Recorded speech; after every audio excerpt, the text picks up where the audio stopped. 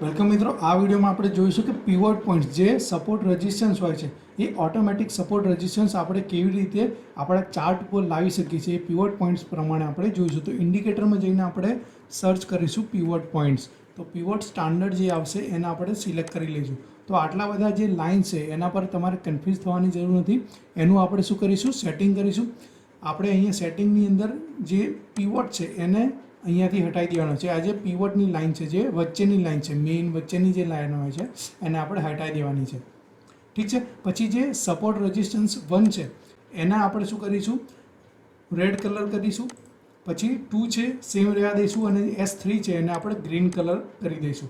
પછી આપણી જે ઇનપુટ છે ત્યાં જે પીવોટ્સ બેક એટલે નંબર ઓફ પીવોટ્સ બેક કેટલી જોઈએ કે આપણે પાછળના દિવસોમાં આપણે ખાલી 3 જ દિવસની જરૂર છે કે ત્યાં કયા સપોર્ટ અને રેઝિસ્ટન્સ હતા એ આપણે ખાલી 3 દિવસ સુધી જ જોવાની જરૂર છે. એનાથી વધારે આગળ આપણે જોવાની જરૂર નથી. તો આપણે દેખો અહીંયા એકદમ ક્રિસ્ટલ ક્લિયર તમને ખબર પડી જશે કે ક્યાં સપોર્ટ છે, ક્યાં રેઝિસ્ટન્સ છે.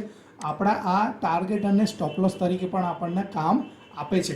તો જેમ કે અહીંયાથી આજના દિવસે મારે ટ્રેડ લેવો તો સપોર્ટ 1 છે એની ઉપર ટ્રેડ લઈ રહ્યો છે, મતલબ સપોર્ટની ઉપર જઈ રહ્યું છે. તો હું અહીંયા અપસાઇડનો ટ્રેડ લઈ શકું છું. મારો જે સ્ટોપ લોસ છે S2 છે એ મારો સ્ટોપ લોસ રહેશે.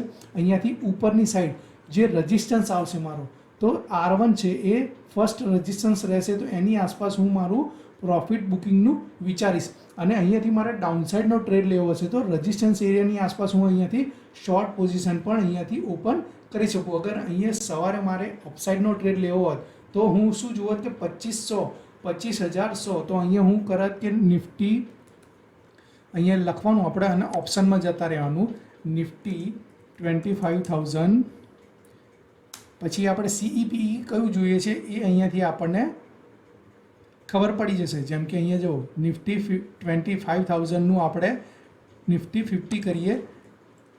નિફ્ટી 50નું 25,000નું આપણે પુટ લેવું છે કે કોલ લેવું છે. અને 10 ઓક્ટોબર આપણે નેક્સ્ટ જે આપણી એક્સપાયરી આવશે, અત્યારે 4 ઓક્ટોબર છે આજે, તો નેક્સ્ટ એક્સપાયરી આપણી 10 ઓક્ટોબરે આવશે. તો 10 ઓક્ટોબરનો મારે અગર અપસાઇડમાં જઈ રહ્યું છે તો અપસાઇડનો કોલ હું અહીંયાથી સિલેક્ટ કરીશ. તો 10 ઓક્ટોબરનો જે કોલ ઓપ્શન છે તે અહીંયાથી હું પરચેસ કરી શકું. તો અહીંયાથી અગર મારે 25,000 CE છે એ વખતે કેટલાય ચાલતો હતો તો અહીંયા 300 કે 400ની આસપાસ ચાલતો. અગર આપણે થોડોક એટ ધ મની નહીં જઈને આઉટ ઓફ ધ મની એક આગળ જઈએ કે 25,100 નહીં, 25,200, 25,300 એ આપણે અહીંયા સિલેક્ટ કરીએ તો ત્યાં તમને જો પ્રીમિયમ છે એ એનું ઓછું જોવા મળશે. તો નિફ્ટી 50 25,200 તો એનું જે પ્રીમિયમ છે 10 ઓક્ટોબરનું એ મને ઓછું જોવા મળશે. તો ત્યાં આપણે ઇઝીલી પરચેસ કરી શકીએ. તો અહીંયા 200ની આસપાસ અગર આપણે ટ્રેડ લેતા અને આપણો S1 યા ફિર S2 આપણો સ્ટોપ લોસ રાખે છે, S1ની નીચે આપણું અગર સ્ટોપ લોસ રાખીએ તો અહીંયા જો તમને R1ની આસપાસ તમે બહુ સારી રીતે 100 to 200 પોઈન્ટ્સ અહીંયા તમે કેપ્ચર કરી શકો. અગર ડાઉનસાઇડનો તમારે ટ્રેડ લેવો કે R3ની આસપાસ, અહીંયા તમારે નહીં જોવાનું, આપણે જોવાનું છે જે નિફ્ટી 50નો જે ચાર્ટ છે એની અંદર આપણે એનાલિસિસ કરવાનું છે.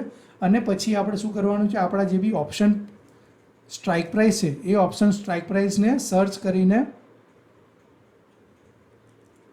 ત્યાં જો પુટનો મારે કોલ લેવો હોત, પુટ લેવું હોત મારે અહીંયા, તો જ્યારે પણ રેઝિસ્ટન્સ એરિયાની આસપાસ આવ્યું અને હું ત્યાં પુટ પરચેસ કરું તો પુટ જો 125 રૂપિયાની આસપાસ મને પુટ મળ્યો, 125 ધારો કે 150 પણ હું મારું પુટ લેત તો 100 અથવા 80, 100 યા ફિર 80ની આસપાસ આપણે સ્ટોપ લોસ મૂક્યો હોત તો ત્યાંથી જો તમને 152 કેટલું અહીંયા પોઈન્ટનો ટાર્ગેટ મળી શકે છે. 152 280 સુધી તમે જઈ શકો છો. જે R2 છે આપણો રેઝિસ્ટન્સ 2 છે ત્યાં સુધી તમે ટ્રેડ કરી શકો છો. એની ઉપર R3 છે, R3 સુધી પણ તમે શું કરી શકો, તમારો જે ટાર્ગેટ ટ્રેલ જે આપણે પહેલાં પણ શીખી ચૂક્યા છીએ કે ટાર્ગેટ કેવી રીતે ટ્રેલ કરો, તો ટાર્ગેટ તમે ટ્રેલ કરતાં સુધી તમે 200 પોઈન્ટની અહીંયા જે રેલી છે એ તમે એચીવ કરી શકો. તો આ રીતે તમારું જે બી ટાર્ગેટ છે એ પણ અહીંયા બતાવી શકે છે અને સ્ટોપ લોસ છે એ પણ તમે સપોર્ટ છે ત્યાં તમારો સ્ટોપ લોસ રાખો. અગર તમે ડાઉનસાઇડનો ટ્રેડ લઈ રહ્યા છો તો તમે તમારા જે ઓપ્શન સ્ટ્રાઇક પ્રાઇસનું ઓપ્શન પ્રીમિયમ છે તો એ પ્રમાણે આપણે સિલેક્ટ કરવાનું. ત્યાં જે S1, S2 અને S3 છે એ તમારા સપોર્ટ તરીકે કામ કરશે, એ તમારા સ્ટોપ લોસ તરીકે કામ કરશે અપસાઇડ માટે જવા માટે.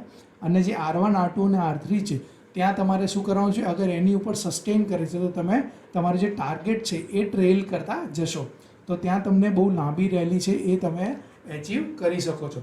તો આ જે પિવોટ પોઈન્ટ્સ છે એ તમને ડેલી સવારે જેમ માર્કેટ ઓપન થાય ત્યારે તમારા ચાર્ટ ઉપર સેમ ડે પર આ જે ચેન્જ નહીં થાય, જેમ મૂવિંગ એવરેજીસ છે એ ટાઈમ ટુ ટાઈમ જેમ જેમ માર્કેટ આગળ વધતું જશે એમ એ ચેન્જ થતી જશે, પરંતુ જે તમારા આ પિવોટ પોઈન્ટ છે એ એકવાર સવારે લાગી ગયા પછી પૂરા દિવસ માટે સેમ જ એના સપોર્ટ અને રેઝિસ્ટન્સના જે લેવલ છે એ સેમ ટુ સેમ જ અહીંયા રહેશે. તો આ તમે તમારા ડેલી ઇન્ટ્રાડે માટે પણ તમે ઉપયોગ કરી શકો છો. નિફ્ટી હોય, બેંક નિફ્ટી હોય કે તમારા HDFC એક્સિસ કોઈ પણ સ્ટોકની અંદર તમે એનો ઉપયોગ કરી શકો છો.